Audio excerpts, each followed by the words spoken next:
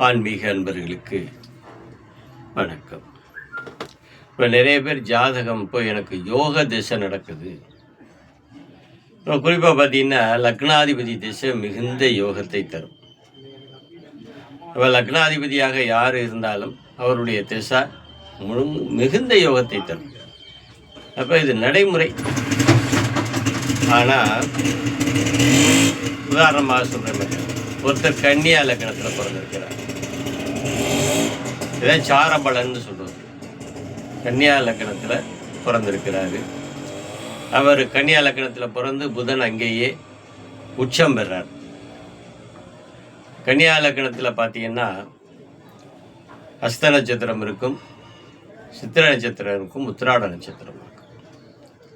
அப்போ கன்னியா லக்னத்தில் நட்சத்திரங்களில் இப்போ அவர் ஹஸ்த நட்சத்திரத்தில் இறங்கியிருந்தார் புதன் அப்படின்னா, ஹஸ்த நட்சத்திரம் கன்னியா லக்னத்துக்கு லாபாதிபதி சந்திரனுடைய நட்சத்திரம். அவர் இதுக்கு லாபம் உள்ளவர், லாபாதிபதி. அவருடைய நட்சத்திர காலில் இறங்கி அவர் வரும்போது மிகுந்த நற்பலன்களை தருவார். பிறக்கும்போது இறங்கி இருக்கணும். அப்போ உத்திராட நட்சத்திரம் அப்படின்னு சொல்றது உத்திரம் ஹஸ்தம். உத்திர நட்சத்திரத்தில் அவர் இறங்கும்போது அது சூரியனுடைய நட்சத்திரம். அது இந்த லக்னத்துக்கு 12 கூடையவன். அயன சயன சுகஸ்தானம் ஓரளவுக்கு பரவாயில்லாமல் இருக்கும்.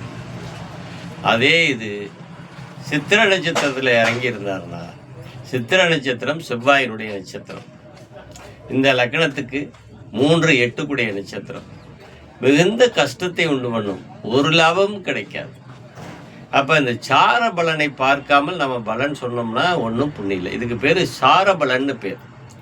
அப்போ இந்த இதில் இறங்கி இருந்தால், இந்த நட்சத்திர காலில் இறங்கி இருந்தால்தான் நற்பலன் தீமை பலனை நம்ம அனுசரித்து நம்ம சொல்ல முடியும், தீர்மானிக்க முடியும்.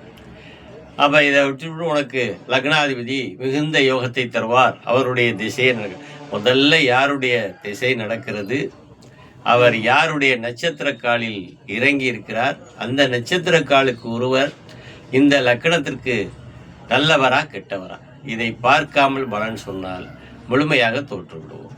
தெரியுதா? அப்போ இதை சாரபலன்னு சொல்லுவாங்க.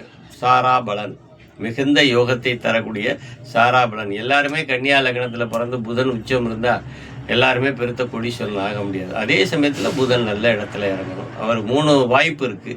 அப்போ லாபாதிபதி காலில் அவர் இறங்கினா நிச்சயமாக பெரும் கோடீஸ்வரன் தான், மாற்று கருத்தே இல்லை. அந்த திசை அவனை ஓஹோன்னு தூக்கி விட்டுரும். அந்த திசையில் கிடைச்ச அனைத்து பலன்களும் வேறு திசையில் குறைக்க முடியாது. நன்றி, வணக்கம்.